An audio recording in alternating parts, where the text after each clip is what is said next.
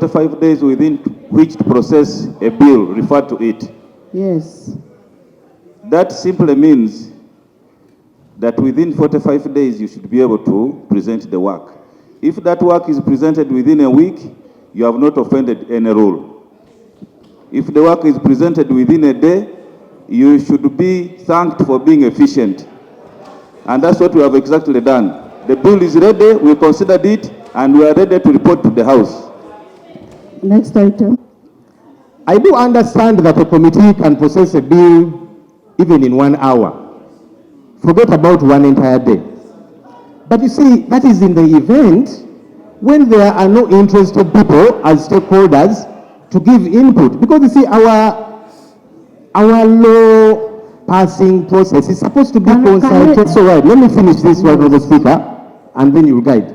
So the reason I have insisted to give our input, and you looked them out. That's the challenge. You can produce and process a bill in even 1 hour. As of now, we don't even know which stakeholder they interacted with. I am a stakeholder, right, Honorable Speaker. So what we need to do is to wait and hear which stakeholders they consulted. Allow me to finish and then you rule, right, Honorable Speaker. I'm a stakeholder. My political party received the invitation at 8 a.m. saying come at 9 a.m. That's the National Unity Platform. We wrote to the committee and they received the letter requesting that this was very short notice. There's no magic we could do. That is and requested for Monday that is on which bill at 9 a.m. Which bill now are we talking on the UPDF amendment bill. Okay, let's first start with the allow me to finish, right, Honorable Speaker. Yes, LoP. The committee received our letter. They did not write back to us. So as we were waiting to show up on Monday to present our views, over the weekend they were busy processing, writing a report. That's problematic, right, Honorable Speaker, because you see, we are supposed to be a people-centered parliament, meaning that the laws we pass, which should be for the good of the people, those people should be consulted so that they have their input. And by the way, you can end up disregarding the input of those stakeholders, but listen to them. You cannot disregard them and think it's okay. No, listen to them, and then you can disregard them. But when you don't give them opportunity to show up, you are violating our laws. Right, Honorable Speaker, finally, I was alarmed because you see,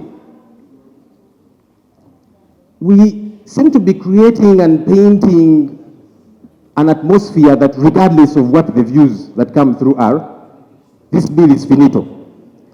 I saw with sadness the government chief whip late in the night. He was speaking to the media.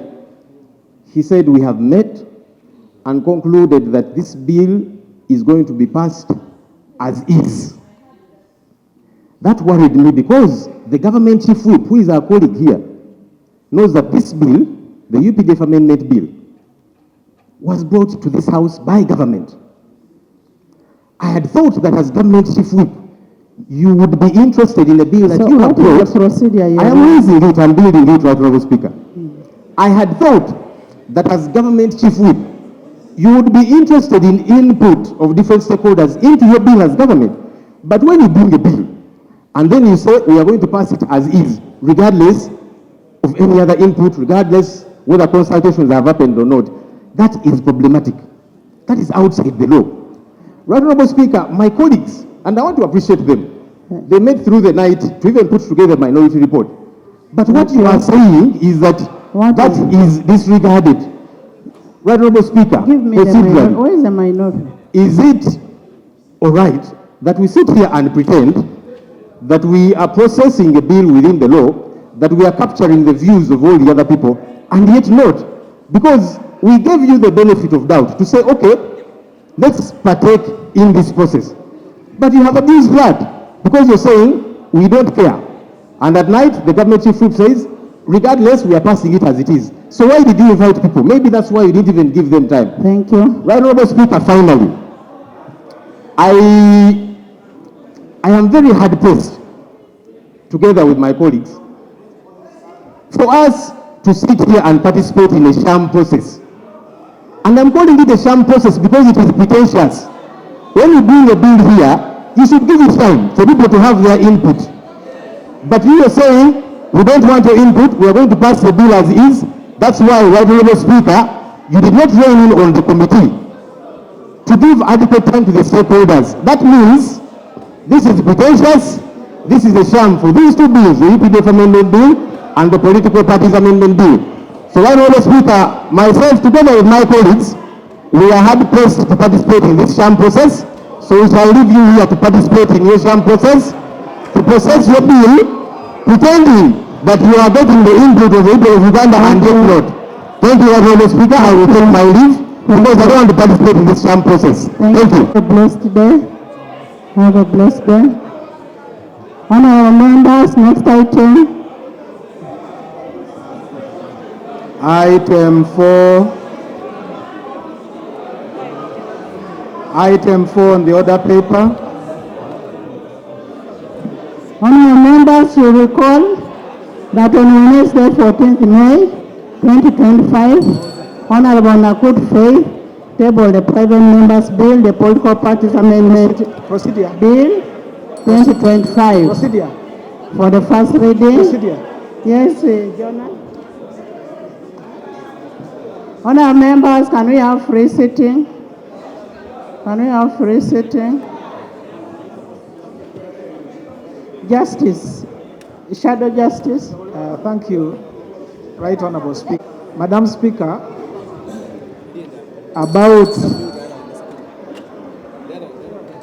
Honourable members, listen to Honourable Dur. Madam Speaker, about 2 weeks ago, the President issued an instrument of appointment of a cabinet member in the name of Adonia Ayebare. Appointment of cabinet members are provided for in the Constitution, and reference to a member of cabinet is severally referred in our rules of procedure, how Parliament interacts with members of the cabinet. The procedural matter I'm raising is twofold. One is for the government, leader of government business, to brief this House, because my expectation was that a member appointed to cabinet would be forwarded to Parliament, Appointments Committee, for Parliament to Appointments Committee to interact, approve or disapprove, but also to inquire on the actual arrangement of that nature of appointment. The second procedural matter is that shortly after that appointment, Madam Speaker, there were informations in the public domain, and I saw copies of letters, that Ambassador Adonia Ayebare is implicated. There are allegations touching his conduct as our ambassador in New York, to the extent that he is being investigated by authorities outside jurisdiction of Uganda, and it touches a matter of public funds of an estimated $500,000 that was meant to benefit the government of Uganda. Up to now, Parliament and the country has not received any explanation, any justification, or even the steps being taken. So the procedural matter I'm raising are twofold. One, to have a briefing how Parliament can interact with such a kind of appointment in cabinet. Is he a half cabinet minister? Is he a quarter cabinet minister? What kind of appointment is that? And then two, and I am not able to see him here because he's required to be here. But two, that particular allegation, which is very serious and soils the image of this country, what steps are being taken by the government? In the alternative, Madam Speaker, I would then persuade you that that matter be investigated by the relevant committee of this House, so that the image of the country, the image of Uganda, cannot be let go. I thank you, Madam Speaker. Thank you, Honourable Jonah. Honourable Prime Minister, I will to move a motion to that effect. Honourable Nakut.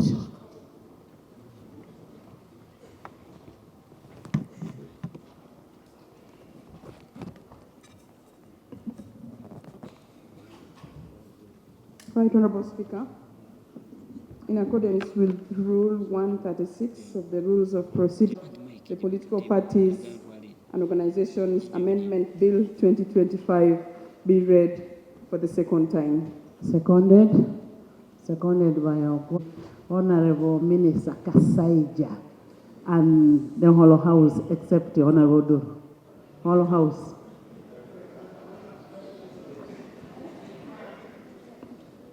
Would you love to speak to your motion? Yes, Right Honorable. Right Honorable Speaker. And it was referred to the Committee on Legal and Parliamentary Affairs for scrutiny and report back to under the rules 135(1).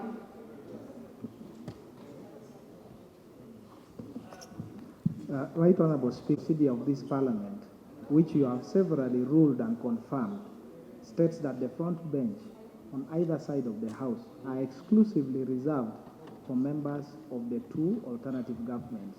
Exactly. The procedural matter I'm raising is whether the front bench on this side, where I'm seated uncomfortably, being disturbed by the Honorable Balam, the Honorable Gwang, would it be proceeded to remove them and put them elsewhere? Honorable members, that allow seat is meant for the ministers on the alternative. Thank you. Thank you.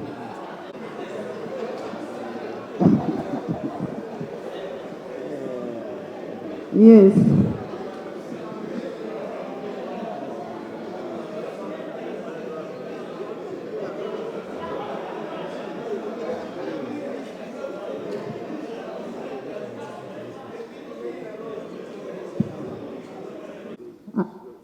Can you continue?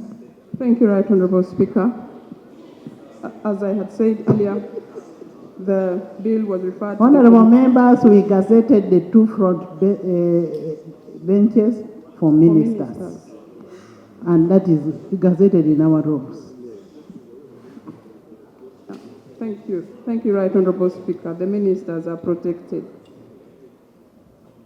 The bill was sent to the Committee of Legal and Parliamentary Affairs for scrutiny and report back under Rule 135(1) and 200 of our Rules of Procedure.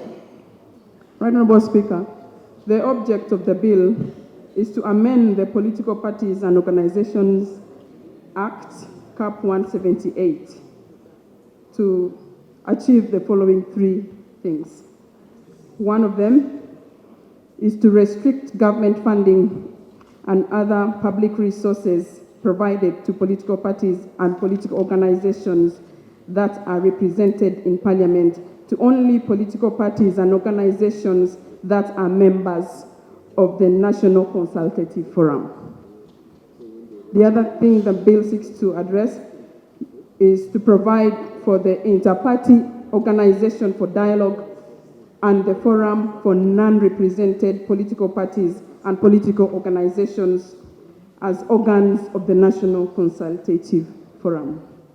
And finally, Right Honorable, the bill seeks to provide for the functions of the inter-party organization for dialogue and for related matters. Right Honorable Speaker, the Sectoral Committee on Legal and Parliamentary Affairs has told me that they have done their work, they've concluded consultations, and they are ready to report. I submit, Right Honorable. Thank you, Honorable Sponsor. Private 1(1)(b) and Rule 17 of the Rules of Procedure of this House, I beg to move a motion for the suspension of Rule 214(14)(b) to waive the requirement in the rules that a committee report on a bill shall be debated after the expiry of 3 days from the date the report was tabled. My motion, Right Honorable Speaker, is premised on the fact that in your communication this morning, you indicated we are at the tail end of this session and we still have a lot of... That rule. And if it pleases you, I invite that that rule be read entirely to this House. It is a conditional rule. It is contingent upon, first, the report is uploaded at least 3 days. For that for that motion to be accepted in this House, the first condition is that the reports are late or circulated on our electronic platforms 3 days before. Secondly, that the chair presents the report here after those 3 days. I invite you to look, interrogate even the commas, the semicolons that are put there. In legislative drafting, it has a meaning. It cannot be ignored. I invite you, Madam Speaker, not to fall into the trap, not to be persuaded by that misdirected motion, not to accept it because it will be breaching our rules.